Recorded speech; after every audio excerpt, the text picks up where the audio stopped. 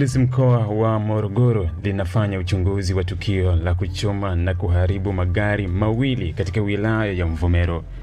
Tukio hilo limetokea Disemba 17 mwaka 2025 huko katika kitongoji cha Kilingeni, kijiji cha Lusanga, kata ya Diongoya, tarafa ya Turiani, wilaya ya Mvomero, ambapo gari namba T 214 EJU aina ya Mazda CX-5 na T 350 DCH aina ya Toyota Noah yalichoma moto na kuharibika na waombolezaji wa msiba.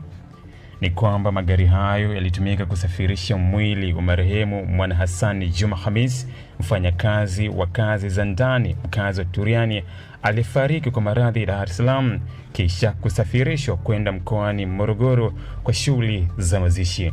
Wakati taratibu za mazishi zikiandaliwa, ilitokea taharuki iliyohusisha na